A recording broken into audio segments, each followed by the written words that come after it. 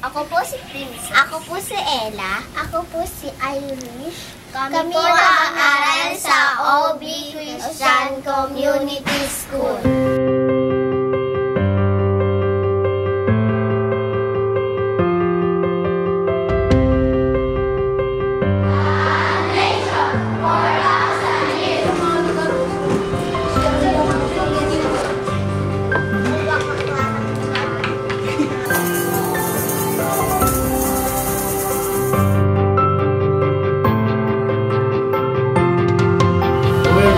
Estudyante pa lang ako sa UP noon, third year college, 1977.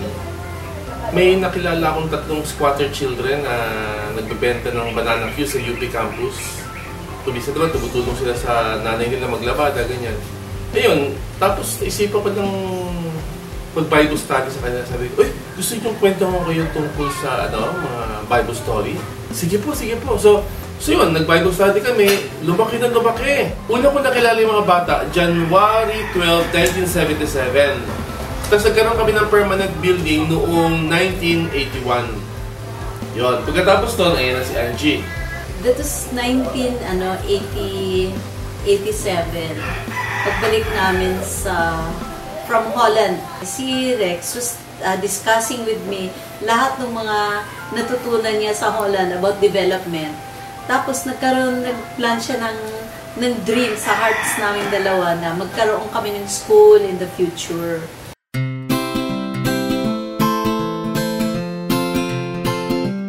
So it has been in existence since 1987. Ako yung unang teacher. Siguro mga 1 year and a half ako nag-serve. Then after that, pinas on ko to local residents na gusto makatulong sa mahirap. Yung mga galing sa church na nakapag-aral. There was Teacher Dorothy. Si Teacher Dorothy used to work with Balara Academy. Tapos na-encourage siya to take over sa Balara for 1 year.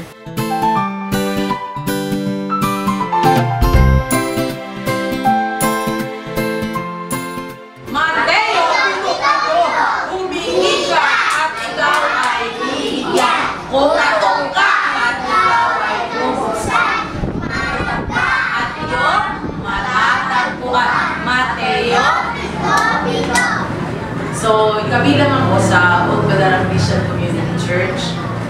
Tapos, yung kaibigan ko na si Ate Angie, nagtayo siya ng Old Balara Community School. Naging scholar siya sa abroad. Kailangan nila na may papalit. So, naisip ko, mag-try for 1 year. Tinanggap ko yung hamon. Hindi na ako nakaalis doon. Yung 1 year na, sinabi ko 1 year lang, hindi na naging 1 year. Kasi hindi ko naman naisip na magiging mapunga talaga siya.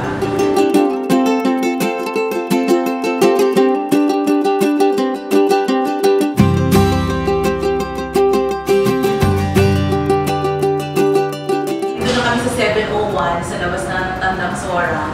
Yung mga nagtapos ng elementary, talagang silang nagbigay na ang unique sa amin ay bata pa, sanayin mo na sa mga kalakalan ng pagnenegosyo para pagdating nila ng high school, marunong sila sa buhay, hindi sila aasa sa mga magulang nila, hindi sila magkikipisan. Dahil itinuro namin yung kalakalan talaga ng pagnenegosyo, kundi magnenegosyo sila, maliit man yun, at pwede nilang panimula na huwag silang maging problema ng magulang, ng barangay, kasi ganun karamihan dito eh.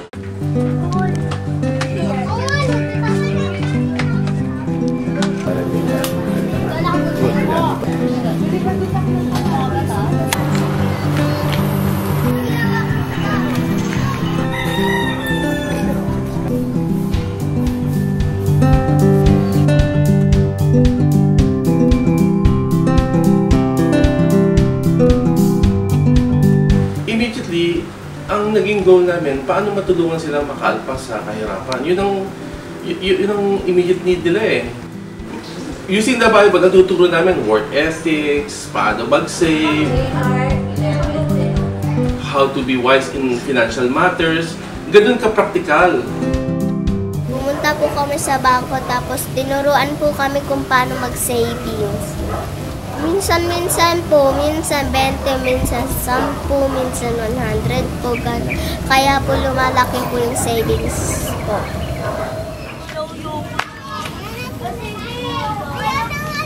Kapag may lakad po sila mama or si papa, ako po nagbabantay sa tindahan. Gagawin ko po ang magtitinda, tsaka kapatid ko babantayan ko po. Ako po yung parent ni Princess Jormin Sanchez. Maganda yung eskwelahan kasi kung tutusin, bata pa lang natututo na sila sa business. Bata pa lang, minumulat na sila yung paano mag-ipon, umawak ng pera, paano yung maliit na, ultimo maliit, pwede mong palakihin.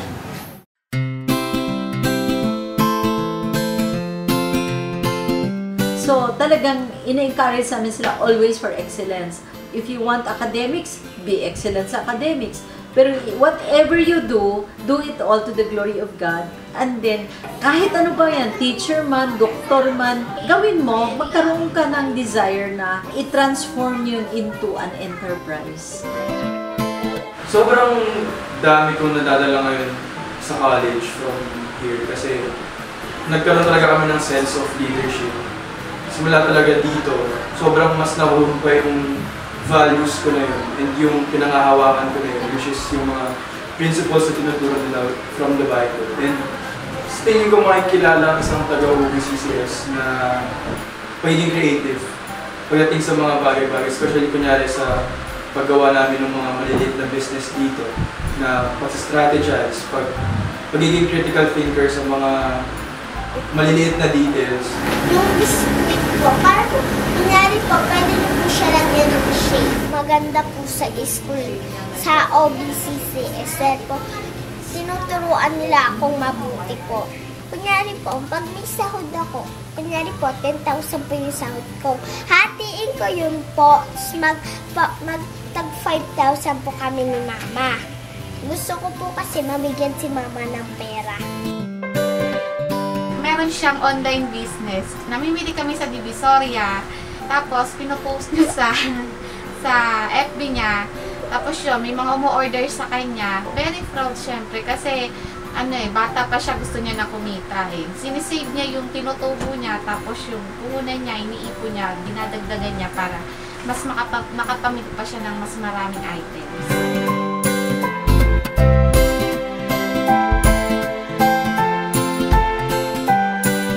Yung school namin unique. Hindi lang kami nakafocus dun sa 4 na core areas. Yung nationalism, Christianity, science, at entrepreneurship. Pag nagtuturo sa mga bata, sinasabi ko sa kanila, hindi hadlang hirap para makapagtapos ng pag-aaral. Yung itinuturo namin, magagamit nila sa sariling buhay nila. So, na-apply sa pang-araw-araw na buhay. Hindi lang kami nakafocus sa academics. Naglista tayo ng mga problema. Di ba, nilista lahat ni teacher? Wala akong binago dito. Lahat to problema nyo. Ang napili nating problema na pinakamahirap solusyonan ay kay ano yung problema ni Ate Ella?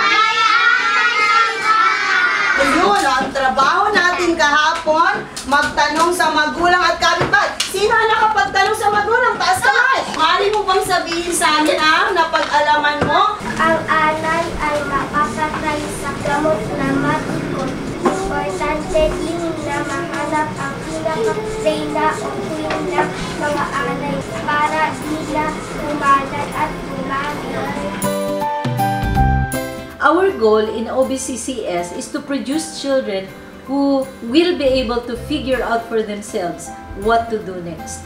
Yung mga bata, tinitrain na namin sa proseso ng pagiging malikhain, yung creative problem solving. Whatever problem na ma-encounter ng bata, kailangan malaya yung kaisipan niya, mag-isip na, paano kaya ito solusyonan?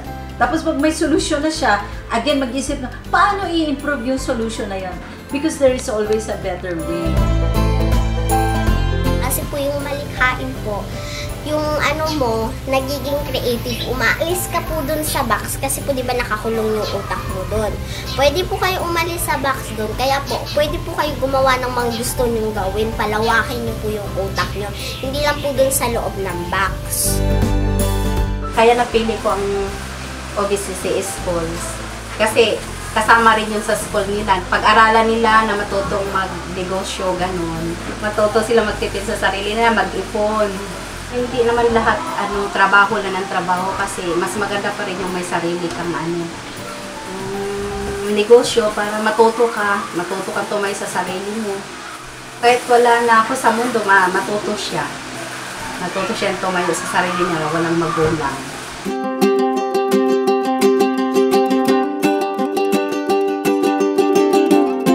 If ever meron kaming bias, gusto namin talaga ang mga Pilipino maging entrepreneurs in our own country. Nalulungkot kami na mga foreigners ang mga may-ari ng mga negosyo at saka ang mga Pilipino ang tangi nilang pangarap ay magkahanap ng trabaho. When in fact, there is that option na hindi lang sila hahanap ng trabaho, kundi magbibigay ng trabaho, magki-create. Gusto namin ang bawat OBCCS na graduate will be so different na hindi sila basta na lang they go through life. Naghihintay kung anong ibibigay ng buhay sa kanila. Gusto namin active participants sila, active co-creators with God in creating a society that is good for the country, good for the community, good for their families, it's good for everybody. At kami mismo, talagang buong-buong kalooban namin na ito talaga ang kailangan ng mga Pilipino para ang mga bata ay makalaya sa kahirapan at magiging useful o mabungang mamamayan ng bansa. Hindi mga may colonial mentality, mga Pilipinong tunay na nagmamahal sa bansa at gustong payamanin ng Pilipinas at gustong lumikha ng trabaho, lumikha ng yaman para sa mga kapwa Pilipino.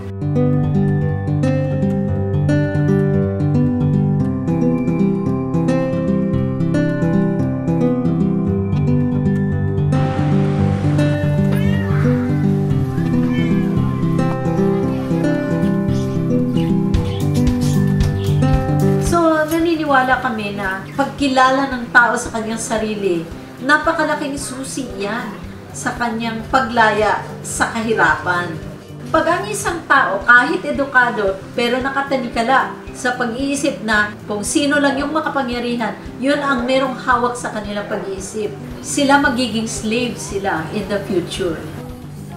So dapat may kalayaan sila na gamitin ang edukasyon para sa pagpapalaya ng kanilang diwa, ng kanilang buhay. So patuloy ang pangangailangan ng school hanggat may mahirap. Hanggat may old Balara community na mahirap, patuloy ang school na mag-i-exist.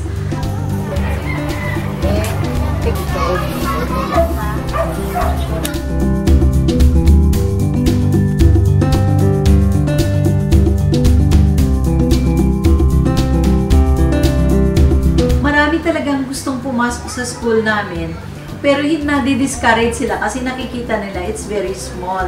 So for the longest time, gusto nila talaga mag-expand ang school. Pero wala kaming pang-expand. So sige, tuloy-tuloy lang kami. Ngayon, nakatanggap kami ng sulat from the owner of the lot na we only have up to February actually. Next school year, wala na kaming premises. So it's a little bit unsettling para sa amin na we've been in existence since 1987. So for the first time, napag-isipan namin na it's time na we will solicit support from the public to help us. We would like really to acquiring a piece of property na just across the road from us. We cannot go far from the community kasi doon kami, we're serving that community eh. Para sa akin, dapat magpatuloy yung paaralan kasi nga kakaiba yung kanyang curriculum eh. Hindi siya nag-exist sa anumang paaralan sa Pilipinas eh. Marami na pong bumisita sa amin, handang bumili nung sabi, naman valasyon na ba yan? Pwede ba kami bumili niyan? Kasi gusto na namin i-adapt sa paaralan namin. So nakita ko talaga na maraming nagre-recognize na napakayaman ng aming curriculum, hindi siya mahahanap kahit saan. And yung mga principles na binabaan ng mga bata, aabot yun sa mga nakakatrabaho nila, sa magiging classmates nila sa college, sa mga magiging trabaho nila. Aabot yun hanggang dun eh. And kung mag-i-invest ka lang sa isang bagay, but hindi pa sa possible na makapag-change ng nation, hindi sa possible na maka-change ng isang barangay, or mas specific, but hindi pa sa mga possible na batang maka-change man lang sa families nila.